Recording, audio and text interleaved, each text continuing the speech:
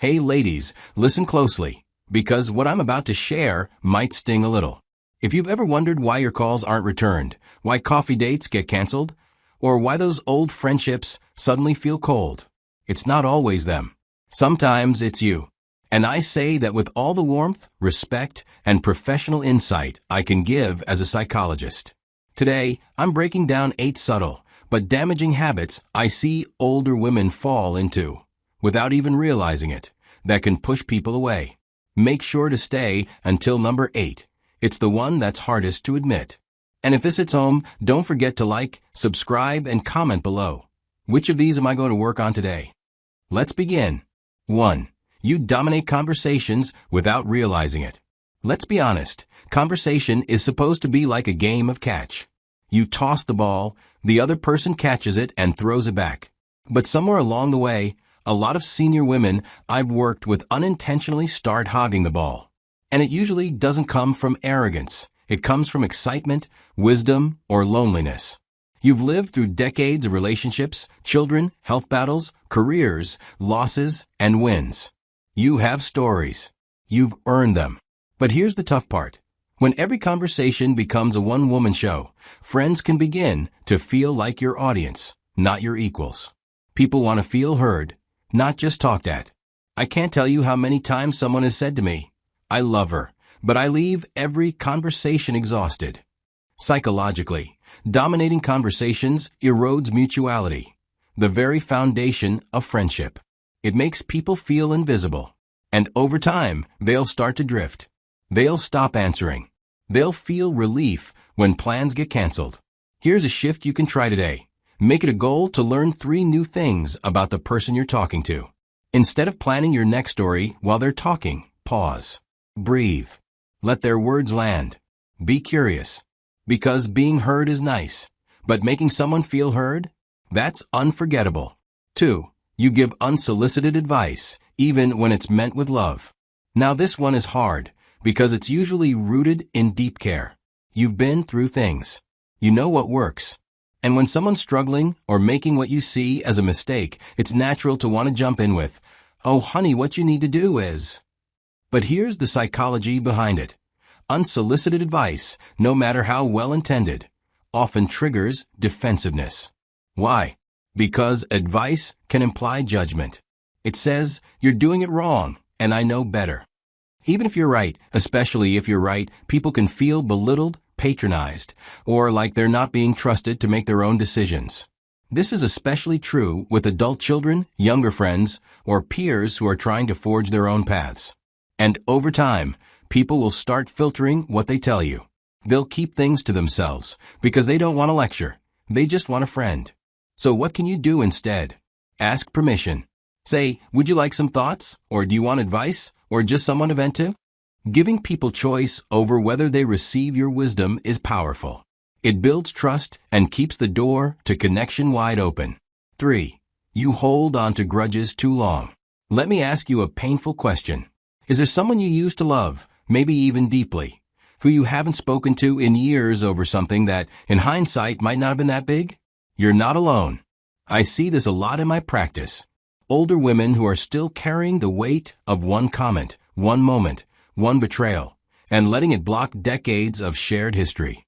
And while I'm not saying you should ignore serious hurt or pretend things didn't happen, here's what I want you to know. Emotional rigidity is a social killer. Holding a grudge might feel like power, but it's actually a form of emotional imprisonment. You replay what they did. You build your case. You fuel the resentment. But all that energy? It's pushing you further into isolation. Psychologically, forgiveness isn't about excusing someone else. It's about freeing yourself. Because when you hold onto anger, bitterness, or the need to be right, you're also pushing away the people who could still bring joy, laughter, and comfort into your life. So ask yourself, is the grudge worth the loneliness? If not, maybe it's time for a call, a letter, or even just a quiet decision in your heart to let it go. You might be shocked at how many people are still hoping you will. 4. You constantly talk about health problems. Look, I work in mental health, and I'm the last person who would ever tell you to hide your struggles. You have every right to share what you're going through.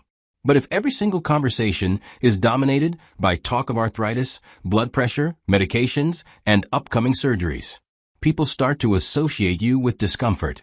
It's not because they're cruel or insensitive. It's because conversations that are pain-focused begin to feel heavy, repetitive, and emotionally draining, especially for those who don't know how to respond. And here's the paradox. The more you talk about your ailments, the more others may start to see you only through the lens of sickness. You become the one who's always dealing with something, not the vibrant, funny, thoughtful woman you truly are. So here's what I recommend.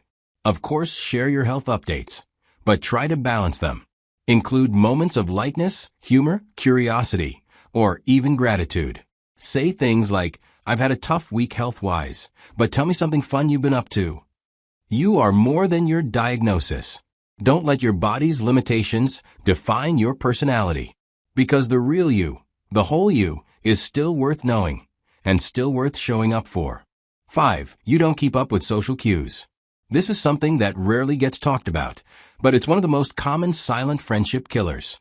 As we age, and especially after retirement or after children leave home, some people become a bit socially rusty. You stop practicing the art of reading a room, and eventually you stop noticing when others are quietly signaling that they're uncomfortable, disinterested, or ready to leave. You might stay too long at someone's house even though they've started glancing at the clock.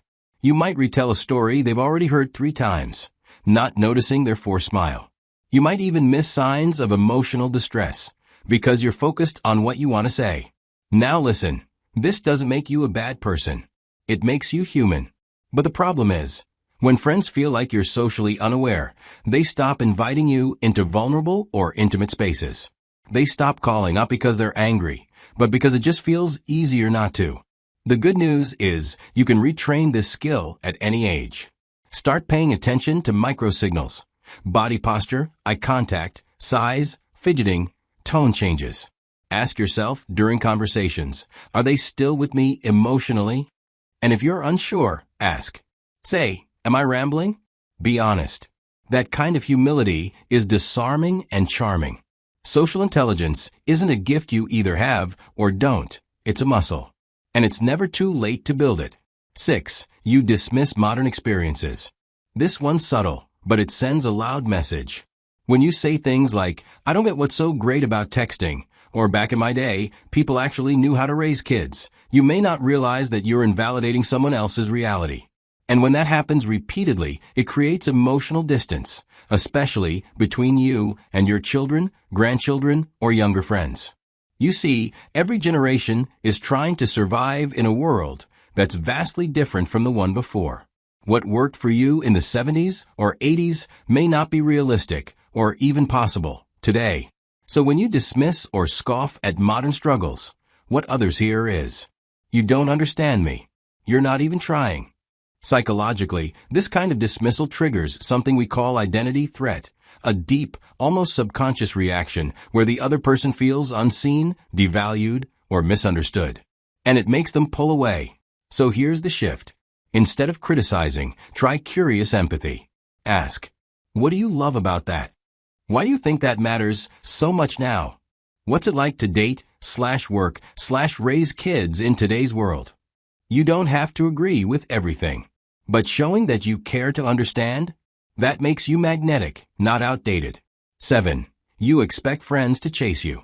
This one might hurt a little. I've had older clients say, "No one calls me anymore.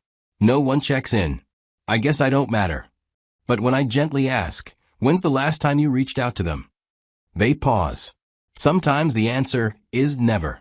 There's a myth that if people really care, they'll come to you. But that mindset, while understandable, can quietly poison your social life. Friendships need effort, initiative, and yes, vulnerability. You might think reaching out makes you look desperate, or like you're burdening others. But I promise you, in 90% of cases, people are waiting for that text, that invite, that coffee suggestion. They're just unsure if you're open to connection, or if you've already closed the door. Psychologically, refusing to make the first move is often a defense mechanism. It protects you from rejection, but at the cost of intimacy. And in the long run, emotional pride can lead to deep loneliness. So flip the script. Be the one who sends a message. Hey, thinking of you, want to catch up soon?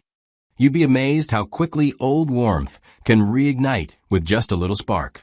8. You struggle with change and become emotionally rigid. This is, without question, the most damaging error, and also the most common as we age. The older we get, the more we crave predictability, routine, and control. That's normal. It's how the brain tries to protect itself. But the danger is when that turns into emotional rigidity, a refusal to change opinions, try new things, or open up to unfamiliar perspectives. And here's the hard truth. Emotionally rigid people become hard to connect with. They reject suggestions. They dismiss new ideas. They repeat the same viewpoints over and over.